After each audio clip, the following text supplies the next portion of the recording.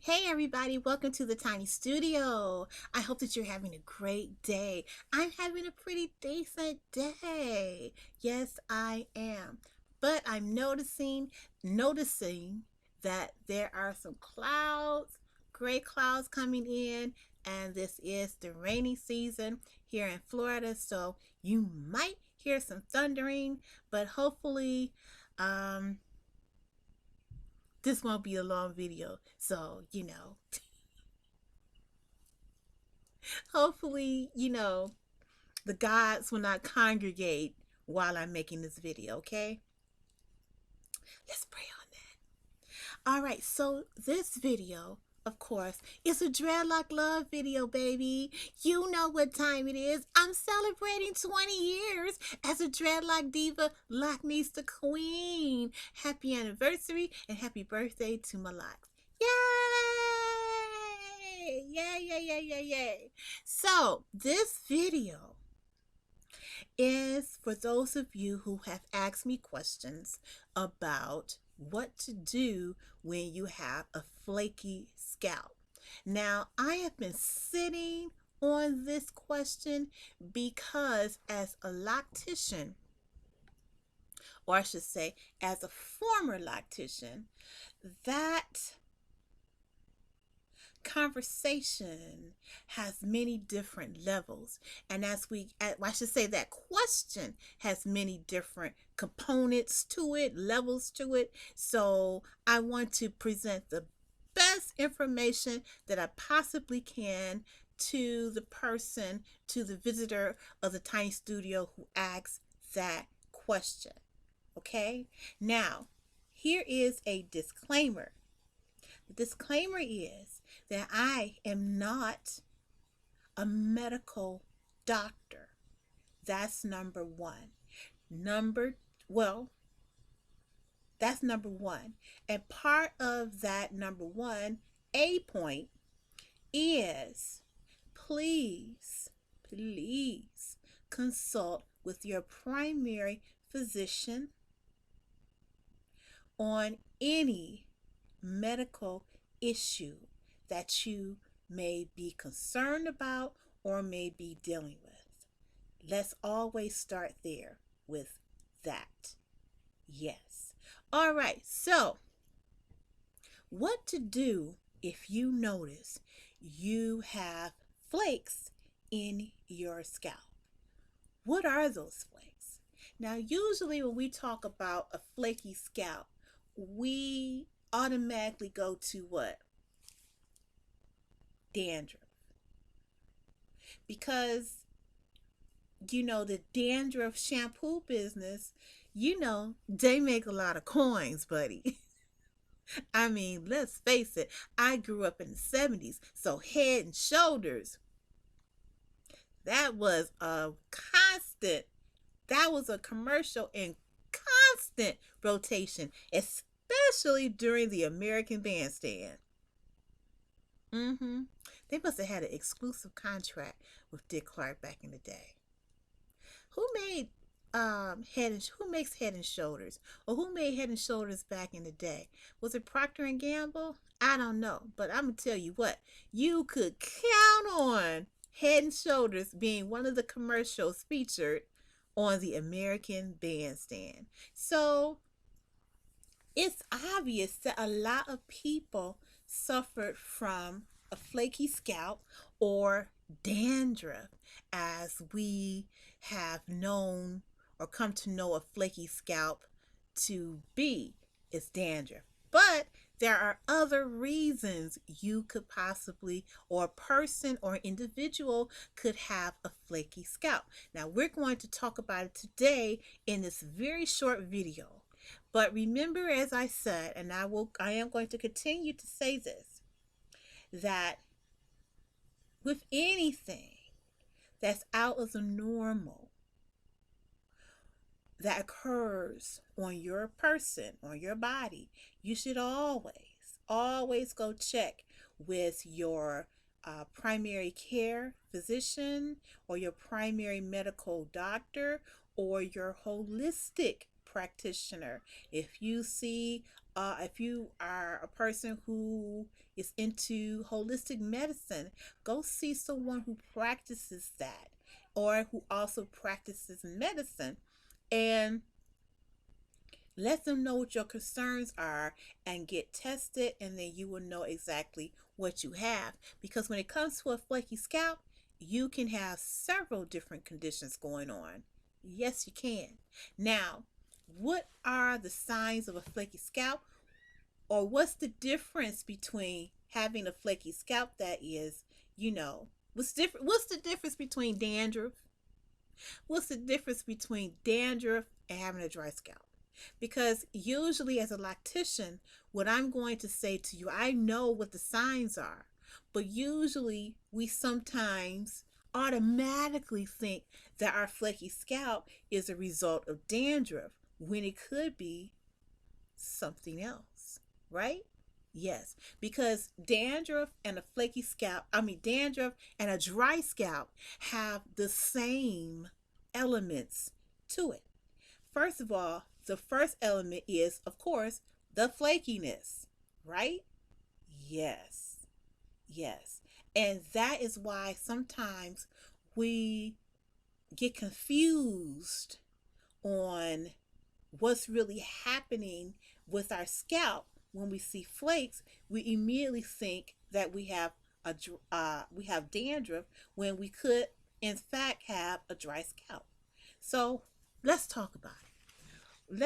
And I took some notes so that I can make sure I stay on point and offer the best information that I know to give for a person who has dreadlocks, and you're noticing that you notice that your scalp is shedding or flaking, and the flakes are falling into your locks. Now, the first thing that you should know is that what constitutes dandruff is when there is too much oil on the scalp. When there's too much oil on the scalp, let me put it like this. Our whole body, your entire body, is a living, breathing organ. And on this organ are skin cells, right? And skin cells collect oil. So when there is too much oil collecting inside of your skin cells, then they shed. And we already shed naturally, right? Yes. But when there is too much oil in our skin cells, then we begin to shed that skin, and that is what the flaking is. Okay? That is what flaking is. Now, the buildup becomes a little out of the norm, and it builds up fast, and that is what constitutes that flaky scalp. Now, as I said before, dandruff and a dry scalp have the same things in common, and one of that same occurrence is the flakiness. But the difference between a dry scalp and dandruff is that dandruff comes from the buildup of what? Of oil. A dry scalp comes from the lack of moisture, of course. So when you have a dry scalp, it can occur from cold, dry air, which many people have a thing with dry scalp during the fall and winter months. That's when you see a lot of flakiness, because due to having a dry scalp then. You can also have a dry scalp from something called contact dermatitis. So what is contact dermatitis? Contact dermatitis is a reaction that's caused by the use of products such as shampoos, such as gels, such as hairsprays, conditioners, pomades, waxes. And that's another way you can cause yourself to have a dry scalp. And the symptom would be that flakiness that happens when you have dry scalp. Another reason you could have dry scalp is because you're just becoming a mature diva or a mature gentleman, a distinguished diva or distinguished gentleman. And sometimes with age, we can experience dryness. Yes, sometimes excessive dryness. And to my mature, sassy, distinguished divas, we all know about that dryness, don't we? I have noticed that I'm using more coconut oils on my hands and on my legs and on my feet because I'm experiencing more dryness than I have or than I had when I was a younger diva. So your scalp will not be any different than the other spots on your body because once again, your entire body, all of your body, your skin is just one giant breathing organ. So if you're experiencing dryness on your hands or on your legs and you are, a mature adult, is mature as an age, then of course you're going to experience that same dryness on your scalp. Now, another thing that could lead to dryness are, as I said before, are the products that you use. If you are using shampoos, sometimes shampoos can dry your hair out. If you're using certain conditioners, those conditioners can dry your hair out. If you're using too much apple cider vinegar in your detoxing, or let's say you're detoxing too often, that can lead to what? A dry scalp. And I think I've covered this before in other videos where I talk about how often you should detox your hair, because this is the situation. If you are using certain products to detox your hair and you're doing so too often, it could lead to having that dryness on your scalp, which leads to what? Flakiness, right? Right. Now, the name of dandruff, the medical name of dandruff, the general medical or scientific name of dandruff is seborrheic dermatitis. Now, what are the causes of or the symptoms of seborrheic dermatitis?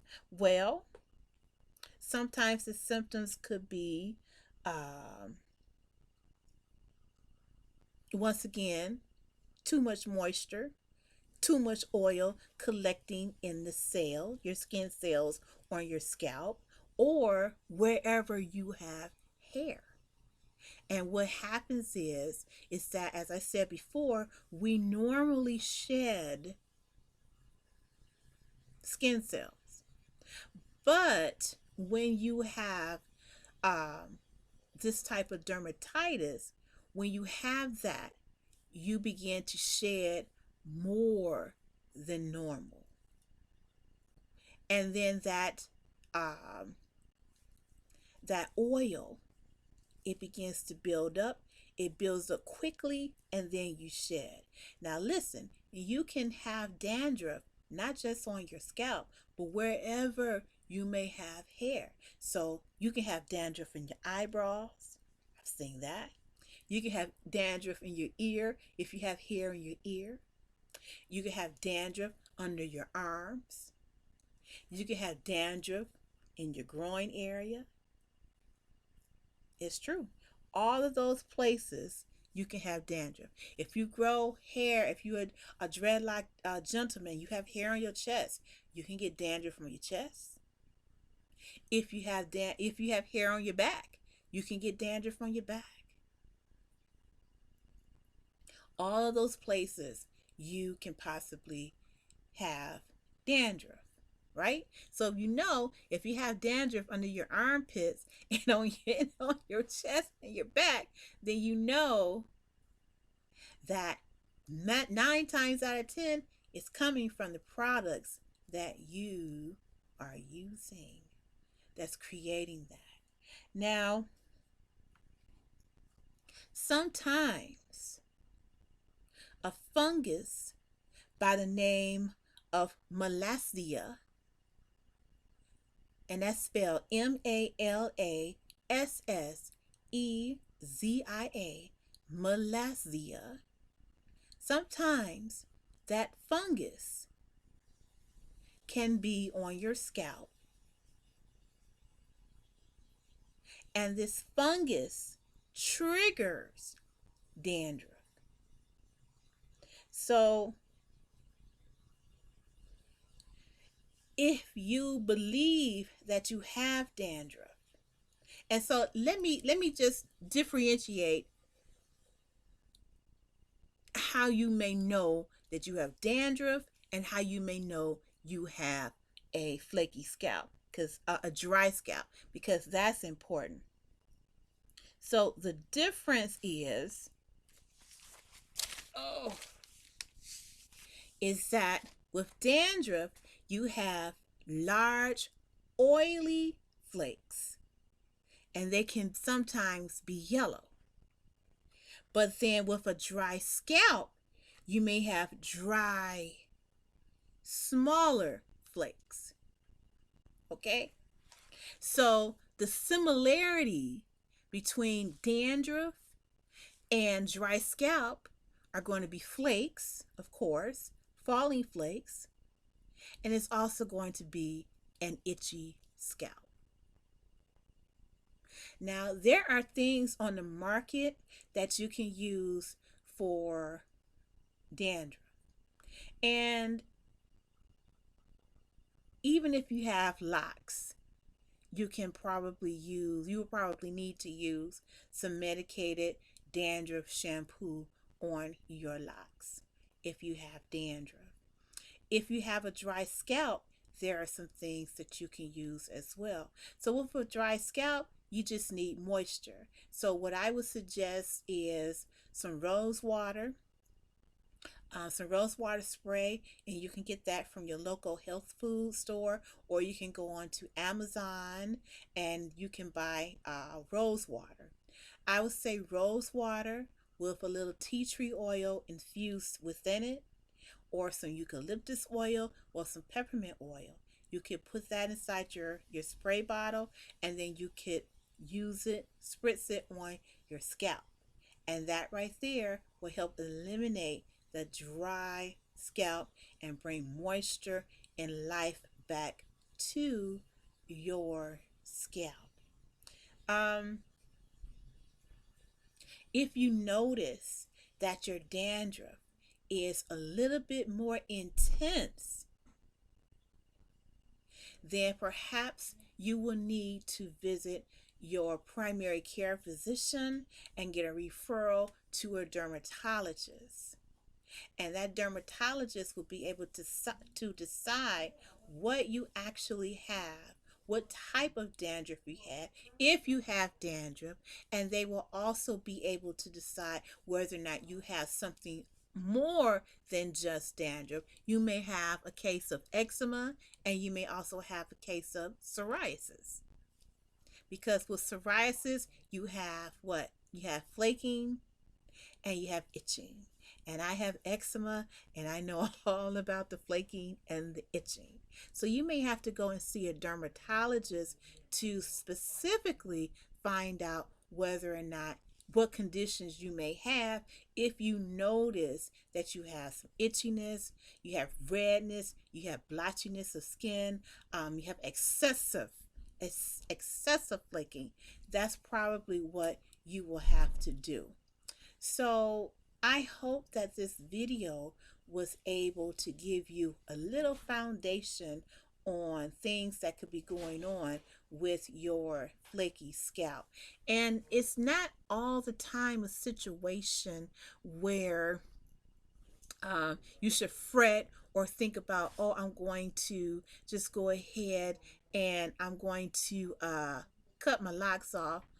You don't have to cut it off. So just because you notice some flakiness and you have some issues going on with your hair, you may have just general dandruff, or you may go to your dermatologist and they may say you have some type of some type of contact, what's it, contact dermatitis. You may have other things going on, but that doesn't mean that you should readily jump to the conclusion that you have to get rid of your locks. No, no, no, no, no, no, no, no. Just go ahead and get those things handled and continue your journey. Do not let dandruff discourage you from being a lock gentleman or a lock diva. Don't do that. Just keep on pushing, keep on moving, and seek the help that you may possibly need, or the assistance you'll need to clear that condition up. Just don't give up. Don't give up at all. Don't let this stop you. Um, as far as the dry scalp is concerned, the winter months, and this is September, and we're going to be going into, a heavy fall, winter season. So if you live in the states where it does get very, very cold and you're wearing caps and scarves and things of that nature, just keep in mind that your scalp is going to get dry. So what you're going to have to do is you're going to have to keep your hair or keep your scalp moisturized. And you can do that with rose water. As I say, you can purchase some rose water from your local health food store, or you can make your own spritz. What you can do is you just get yourself a nice, cute spritz bottle. You put some purified water in it. You can add, maybe about 5 or 6 tincture drops of tea tree oil or peppermint oil, or some vitamin E, because vitamin E nourishes the scalp. And then you use that, put that into a bottle, and apply it to your scalp whenever you need it. You might need to spritz your scalp with it maybe once a day. You might do it 2 or 3 times a week. It depends on your scalp and the things that your scalp needs, especially if it gets dry during those winter months. So I hope this video was a video that was informative, and I hope I was able to bring out some points for you. So remember that, when you have a flaky scalp, it can be dandruff, it can be a dry scalp. Know the difference, which is important. Know the difference, because you don't want to be putting product on top of your hair and you don't necessarily need to, right? I mean, you may have a dry scalp and there you are putting dandruff shampoo, putting Head and Shoulders on your locks, and you really don't need to, right? You probably only need to wash your hair with some peppermint soap and then spritz it with some rose water infused with peppermint oil, tea tree oil, so eucalyptus oils, and some vitamin E, and that may just well cure your dry scalp. And please remember this: if you are going through something that's a little bit more intense, see your doctor. That's very important. Or whoever you go to for things of that matter that has to deal with your well-being. See someone. Okay, don't just listen to me. Don't just listen to Nail. Don't listen to all these other people on YouTube. And don't self-diagnose. Don't do that. Don't let us diagnose your situation, because I can't do that, because I can't see you. And even if you were my client, I would tell you the same thing. Okay? All right. Thank you so much for tuning in to this episode of Simply Nails Tiny Studio. If you haven't already done so, make sure you give it a thumbs up. Please do that. And if you haven't already subscribed to the channel, why not? Why not? Please do so. Thank you so much for hanging out with me. I really appreciate it. And I will see you next time here in the Tiny Studio. Bye-bye.